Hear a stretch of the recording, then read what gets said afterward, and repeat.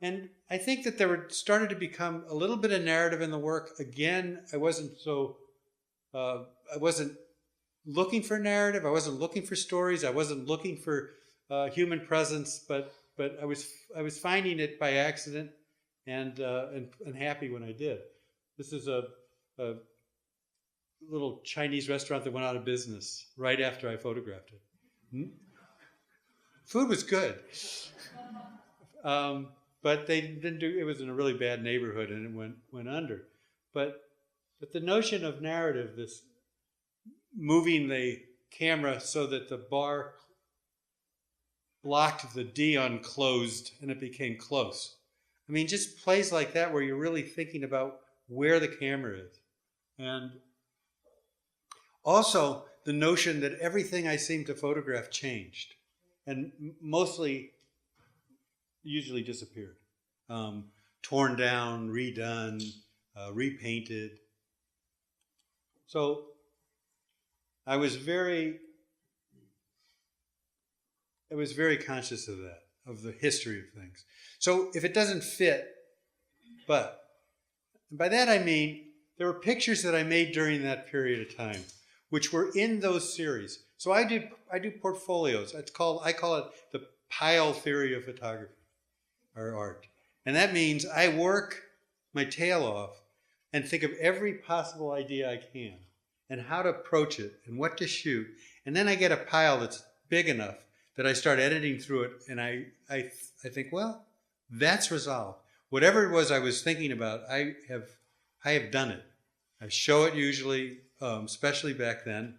Rarely sold anything, but that was kind of a byproduct. It wasn't why I was doing it. If I was trying to make a living in the world, it would not have been to be an artist. I can guarantee you that. But these things didn't fit, but they were part of the pile. And so usually the next body of work was one of those pieces that didn't fit. One of those pieces that I couldn't give up on, that there was something about it that I loved, or was intrigued, or had a question mark, or just didn't know. Just didn't know why I liked it, but I liked it. So this was Montreal Balcony in 1987, and there's all this sort of presence, all these sort of narratives going on in each one of these. It was part of the horizontal cityscape, the long horizontal 7-foot prints, and broken up into verticals, but there was all this other things that didn't fit. This one was the end of abstraction. I made this in 1987. I said, damn, I am never going to find anything this cool. And I haven't. It was one building, and it was stunning. But again, taking it out of context, the fact that you don't see the sky, you don't see the ground, you don't see what's on the left and the right. It's a gas station in the middle of St. Louis. But because of taking the context out, of bringing it in the rectangle, what was included and what was excluded, every single line, every weight of every single line was considered. This was probably, the most successful abstraction. Well, it is, that I made up to date, and I never could see anything that good. This one I made in Michigan in '84. It's called Marcella's Resort. And what I learned in this one, and again, this probably is about Cuba more than anything in a lot of ways. The color, certainly. The two chairs were introduced for the first time, where I saw those as kind of a metaphor for the human presence. The Coke sign, the light inside, the TV light inside, all this evidence of some human presence without somebody being there. So it was a portrait of Marcella's without her being in it. Important picture, didn't fit, never have shown it, always been in my consciousness, always looking for a place. It doesn't need a place. I mean, it led me to other things, and especially Cuba. The gumball machine, again, history, personal. I remember going and getting, shoes repaired, and getting a piece of bubble gum with my dad, or a Coke from the Coke 10-cent Coke machine. The ones you reached down and it was cold and you pulled them up. So I went to Europe about that time in the early 90s. And the way I did it was, again, it was expensive to go. So one thing about being an artist is sort of the importance of how to be a businessman too. Because you've got to make some money in order to do these things. And what I did in this case was I had enough people that were interested in my work where I said, look, I'm going to Italy, and I need if you're interested to buy prints before I go. Now, you buy one, I'm going to give you two when I come back, and I'm going to give them to you for wholesale. So you're going to get 4 prints for the price of one. They were ecstatic. I was ecstatic because I got to go. You know, it was now all I had to do is make the 4 photographs, which was a pleasure. A lot of pressure, but a pleasure.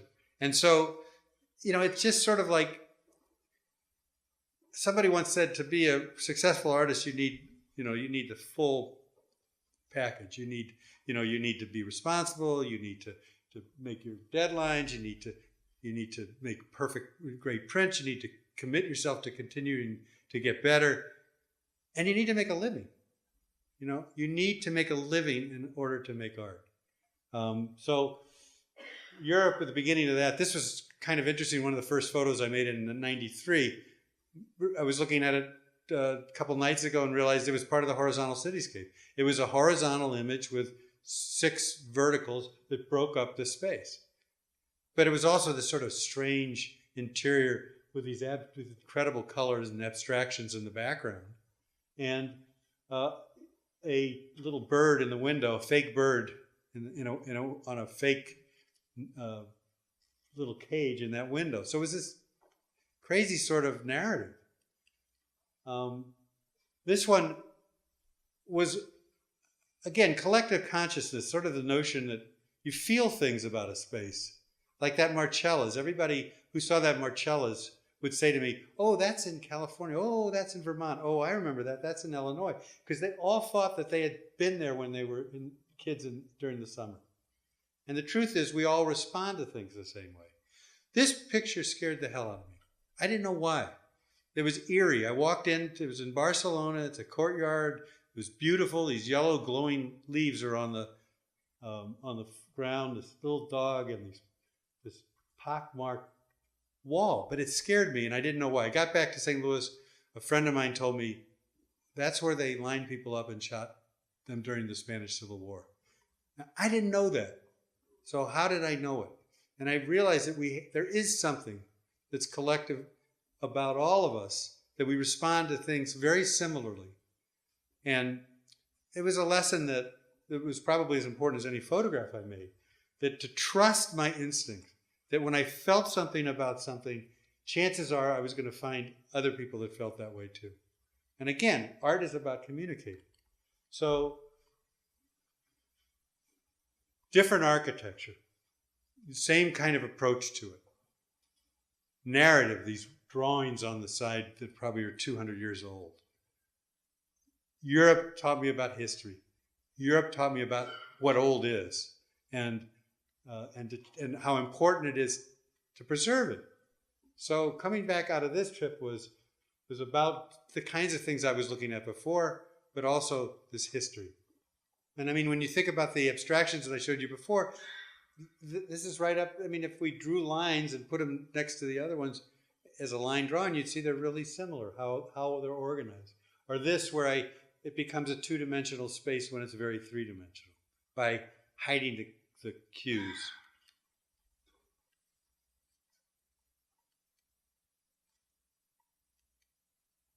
Okay, so here we are, 1999, 1998. I'm looking at magazines that my wife is collecting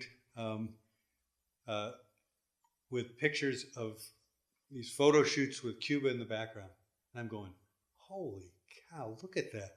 I mean, it's when you're a photographer and you look at the work of Walker Evans and Eugene Auger and Edward Weston, the thing you're so struck by is what it looked like back then, what Paris looked like in 1903 or the South in 1930s.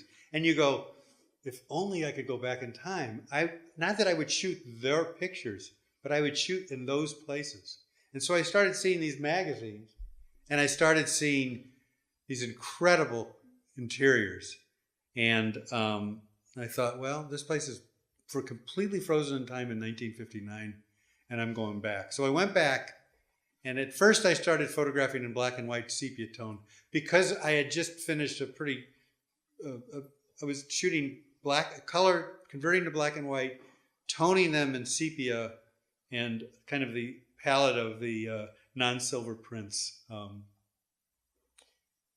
And I was photographing whatever I could find. I mean, I was like a kid in a candy shop. Everywhere I looked, there was something I had never seen before that was 50 years old, that was, interesting and stunning. So I was struck by the people, ballet, an old man on the Prado taking a snooze, bus stop with these buses that held like 300 people, and they were crowded like cattle. The graphics of Cuba. I mean, these are the things. I was going crazy. I just couldn't wait to get up in the morning and get out and get on the street and look at this stuff. Incredible architecture, and of course the old cars. I mean, the only thing I didn't photograph in that first trip, that first couple of days, was a woman smoking a cigar, which apparently is a very popular photograph. I never did get one, but in an old car. And